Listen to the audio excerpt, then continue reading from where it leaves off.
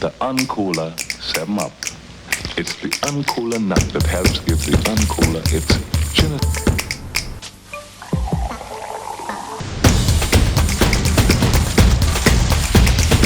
Okay, can we get a new machine out here, please? Thank you! The year is 1929, and the world is in the midst of the Great Depression. People are struggling to make ends meet, and the future looks uncertain. In the midst of all this, a man named Charles Leiper Grigg decides to take a risk and launch a new soft drink. He calls it 7-Up. For over 80 years, 7-Up was a household name and a close contender to Coca-Cola and Pepsi. But now it's struggling to keep up, and sales and popularity of 7-Up have significantly decreased recently, leaving us to question what went wrong. So, what happened to 7-Up and why did it fall from grace? Join me on a journey through the rise and fall of 7-Up and explore the lessons we can learn about branding and staying relevant in today's ever-changing market. Sit back, grab a 7-Up, or any other beverage you prefer, and let's dive into the story of one of the world's most famous soft drinks.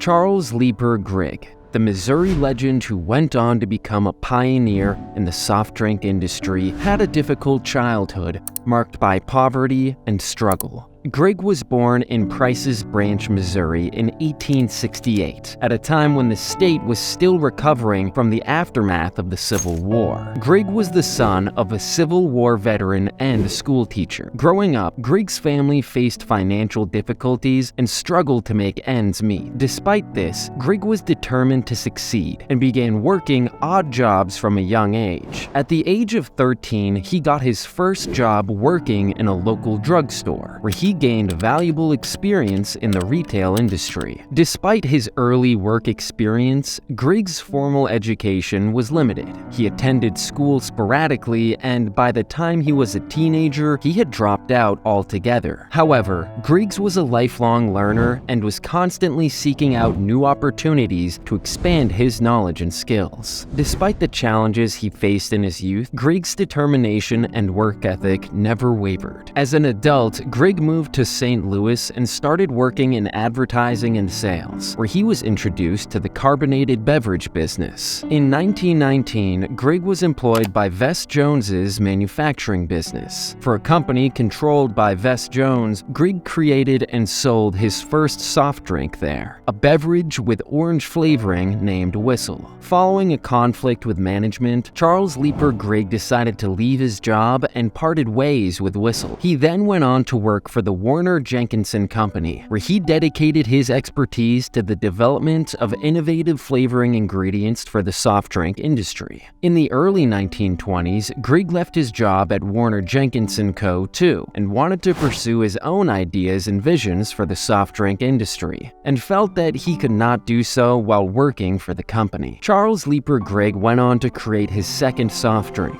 Howdy. He founded the Howdy Company with the help of entrepreneur and banker Edmund G. Ridgway. Despite having 2 orange-flavored soft drinks in his repertoire, Grigg faced stiff competition from Orange Crush, which had already established a strong foothold in the orange drink industry. Orange lovers have a crush on us.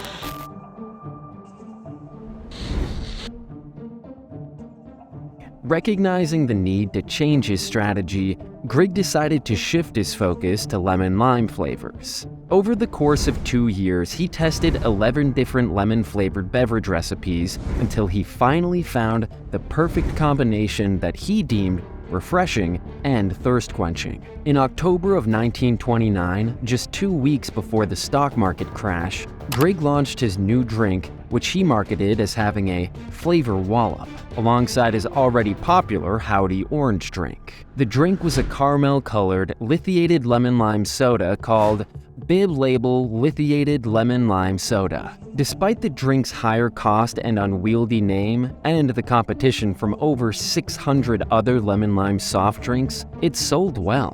When 7-Up first hit the market, it was marketed as a premium soft drink that came only in bottles and featured a winged logo. Its initial advertising campaigns boasted of a delicious and flavorful beverage with a significant wallop, created by blending 7 natural tastes. Recognizing the growing popularity of the 7-Up trademark, Grigg changed the name of his company from Howdy Corporation to the 7-Up Company in 1936. By the 1940s, 7-Up had become one of the most popular soft drinks in America, and the brand continued to grow throughout the 20th century, eventually becoming a household name around the world. The soft drink itself is not in the least way strange, but its name is. No one can still answer for understanding the reason behind that specific moniker choice. Some believe that the name refers to the drink's original 7 ingredients, while others think it refers to the drink's original 7-ounce serving size. Some also believe that the name was inspired by the phrase, "the seventh heaven." However, the actual meaning behind the name remains a mystery.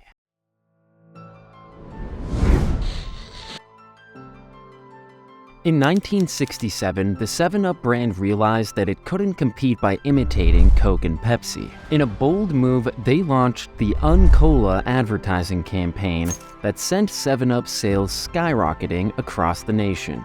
The campaign was all about emphasizing 7-Up's unique taste and positioning it as a refreshing, lighter alternative to colas. Customers loved 7-Up for being a practical, thirst-quenching substitute for colas. The 7-Up, the Uncola tagline was used to great effect in the campaign, which depicted the drink being consumed in outdoor, relaxed settings to underscore its connection to a more carefree lifestyle. The campaign successfully differentiated 7-Up from other soft drinks and helped establish the brand as a household name in the beverage industry. In 1970, the 7-Up Company introduced sugar-free 7-Up, which quickly gained popularity among calorie-conscious Americans. The brand was later renamed Diet 7-Up in 1979. The company remained privately owned by its founding families until 1978. When it was sold to Philip Morris. In 1982, the company launched its No Caffeine campaign, which addressed consumers' concerns about the presence of caffeine in soft drinks. The campaign was a huge success, leading to a surge in 7-Up sales and prompting the industry to develop new products and take competitive measures to address the caffeine issue. Like lets them stay pretty much caffeine-free. Like's 100% real cola from the cola nut. Deep, rich, and delicious. Hey, our pal's gonna make it! Hey, how'd you do that? Oh, it's all in the wrist. Come on, get out of here. Like cola. The Like Cola campaign, launched in 1983, turned out to be a failure for 7-Up. The campaign aimed to reposition 7-Up as a cola that tasted just like other colas, which was a significant shift from the previous Uncola campaign that positioned 7-Up as a unique and different alternative to colas. However, this approach failed to resonate with consumers and did not achieve the desired increase in sales. Consequently, 7-Up returned to its Uncola positioning, which has remained a fundamental part of the brand's identity ever since. The domestic operations of the 7-Up Company were sold by Philip Morris in 1986 to a private investment group for $240 million, and the company was subsequently merged with the Dr. Pepper Company. Following this acquisition, bottlers of 7-Up expressed their satisfaction with the deal, stating that they were pleased to no longer have to work with Philip Morris. They believed that the company had failed to find an effective advertising strategy and failed to acknowledge the crucial role of franchised bottlers in marketing efforts. Early in 1987, the 7-Up company released Cherry 7-Up and Diet Cherry 7-Up. The new products, which were targeted at young consumers and were created as light, refreshing additions to the prestigious family of 7-Up brand products, were an instant hit across the nation. In 1987, the 7-Up company created Spot, a character inspired by the red dot in the 7-Up logo in order to boost the brand's popularity among young people. The Spot has since become a beloved cartoon character, featured on a range of officially licensed merchandise across the country. Until 1995, Spot appeared on 7-Up packaging and in advertising campaigns, helping to further cement the brand's place in popular culture. In March 1995, 7-Up became a part of Cadbury Beverages North America when Cadbury Schweppes plc acquired Dr. Pepper / 7-Up Companies, Inc. The brand was repositioned to appeal to a younger audience and underwent a refresh with the introduction of the splash package graphics for all 4 flavors in the fall of 1995. However, despite these efforts, 7-Up's popularity began to decline as consumers began to prefer newer beverages such as the Coca-Cola company's Sprite. By 1996, 7-Up's market share had slipped to 2.4%, putting it in 8th place among soft drinks in terms of sales, while Sprite held the 4th position with a 5.8% of the market share. In 1997, the manufacturer of 7-Up reported the first significant changes to the soft drink recipe. A company spokesperson said that the new flavor would create a better balance of lemon and lime flavors, making 7-Up more competitive with Sprite. However, the change did not result in increased sales, and 7-Up continued to struggle. By 2013, its market share was less than 1%, and sales had declined by 3%.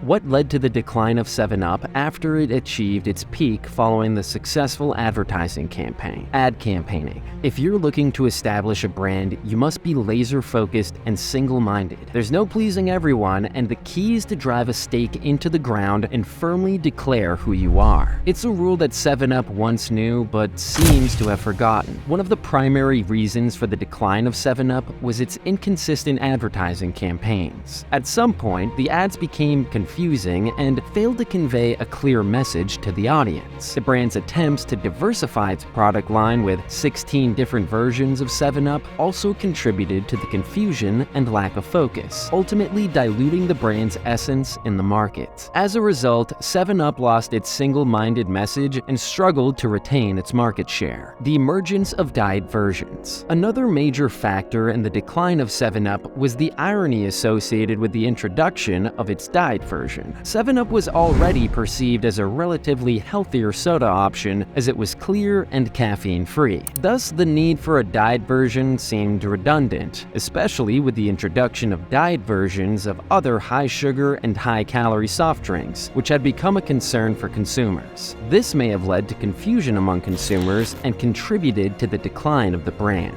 The increase in competition. When 7-Up ruled the market, it was the only Uncola available. But there are now a lot of newcomers like Sprite and Mountain Dew. Mountain Dew is the 4th most popular soda in the market, with a 7% share of the market. Mountain Dew's success and 7-Up's decline can be attributed to their mutual understanding of their respective markets. Just in time for its 77th birthday, in 2006, 7-Up underwent a significant change in its formula by eliminating synthetic chemicals and preservatives, making the drink completely natural. The new 7-Up also had lower salt levels by almost 50%. However, this change did not lead to a significant improvement in sales for the brand.